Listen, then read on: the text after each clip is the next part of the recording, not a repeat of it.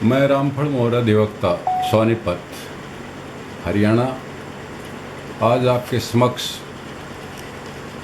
Maintenance and welfare of parents and senior citizen act 2007 के बारे में चर्चा करूंगा। अगर आपको ये अच्छा लगे तो इसे लाइक या सब्सक्राइब करने के लिए मेरी प्रार्थना रहेगी। भारतीय समाज में बड़े बूढ़ों को जो सम्मान और ध्यान दिया जाता था वो संयुक्त परिवारों के विघटन या विदरिंग के कारण अब ख़त्म सा हो गया है।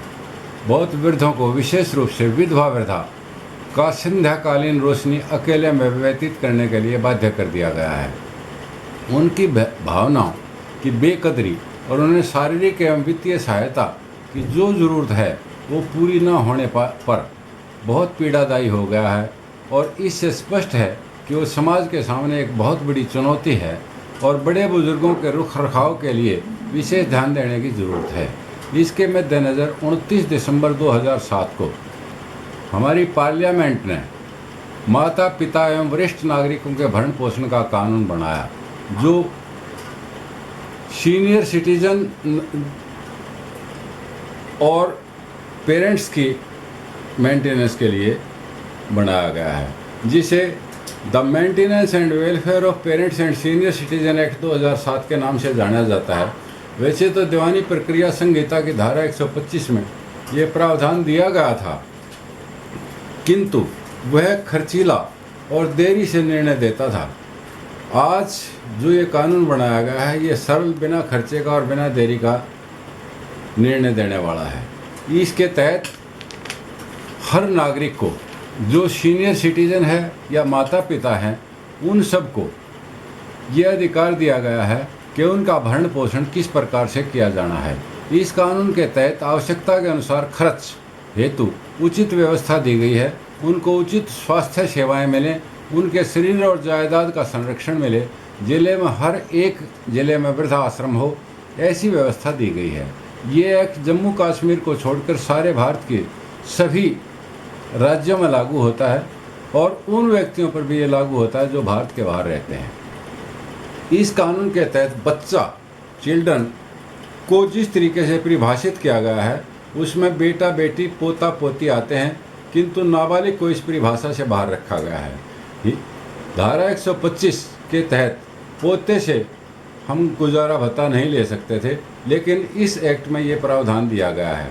पेरेंट, माँ बाप, चाहे वो बायोलॉजिकल, अडॉप्टिव या स्टेप फादर या स्टेप मदर किसी भी रूप के हैं, वो सब जो है खर्चा लेने के हकदार हैं, किंतु धारा 125 में स्टेप फादर और स्टेप मदर को गुजारा भत्ता लेने का हक नहीं था।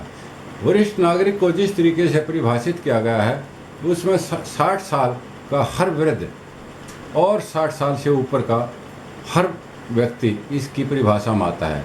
रिलेटिव, रिश्तेदार, इस एक्ट के तहत जिस तरीके से परिभाषित किया गया है उसका अर्थ है कि वरिष्ठ नागरिक का वो कानूनी वारिस जो नाबालिग नहीं है और या तो वह उसकी जायदाद के कब्जा में है या उसकी मृत्यु के बाद विरासत में मिलने वाली है। जो प्रॉपर्टी चल अचल, मूवेबल, इमूवेबल, एंसेस्ट्रल या सेल्फ एक्वायर्ड, टेंजिबल या इनटेंजिबल किसी भी प्रकार की संपत्ति है उसको प्रॉपर्टी की परिभाषा में दिया गया है।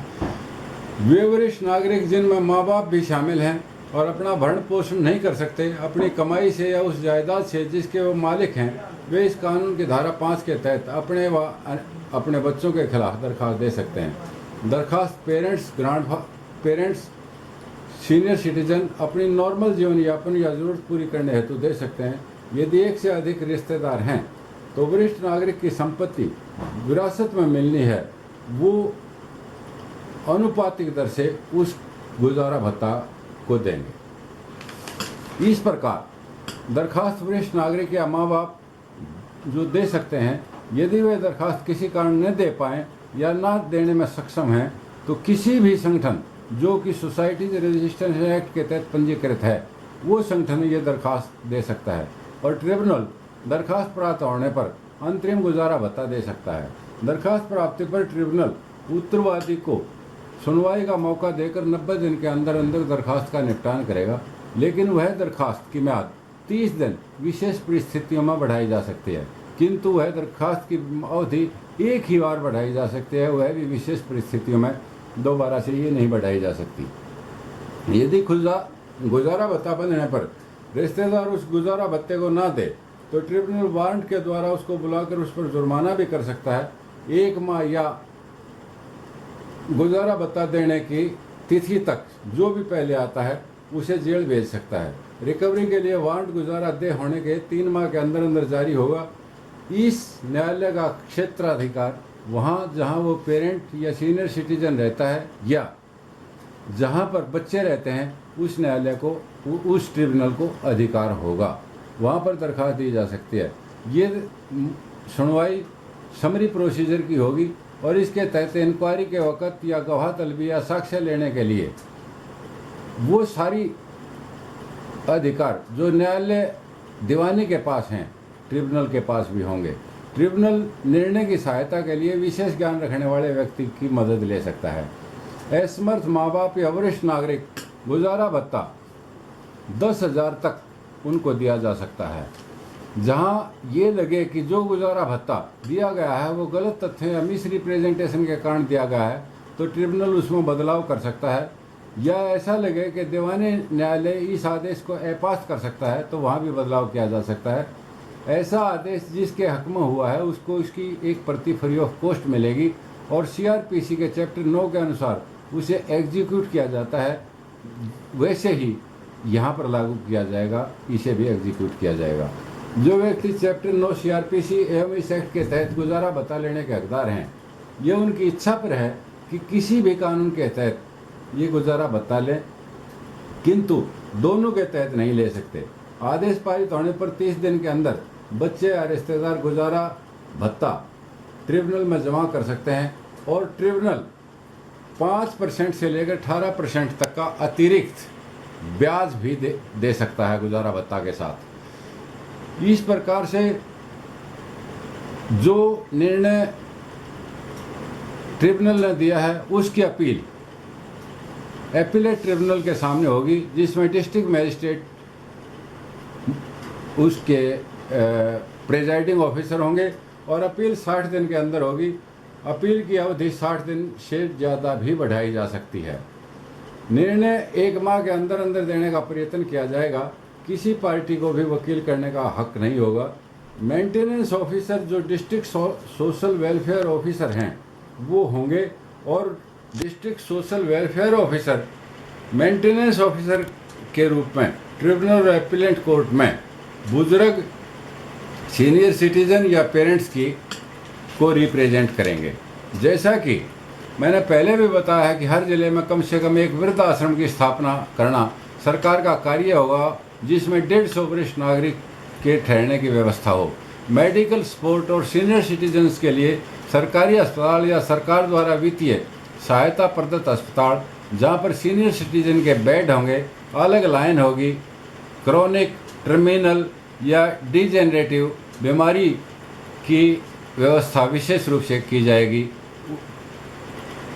इस प्रकार सरकार अर्थात इस कानून के प्रचार प्रसार के लिए रेडियो टेलीविज़न पर पब्लिसिटी करेगी।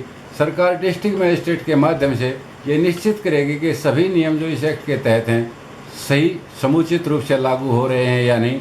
इस एक्ट के आने पर किसी वरिष्ठ नागरिक द्वारा यदि अपनी संपत्ति का हस्तांतरण, गिफ्ट या अन्य प्रकार से किसी रिश्तेदार के हक में किया गया है या ट्रांसफ़र की गई है और वह उसकी बुनियादी ज़रूरतें पूरी नहीं करता या ना करने की सूरत में ट्रांसफरर को ये अधिकार होगा कि वह ट्रिब्यूनल के सामने अपनी दरख्वास्त देकर उसे अमान्य करार कराए।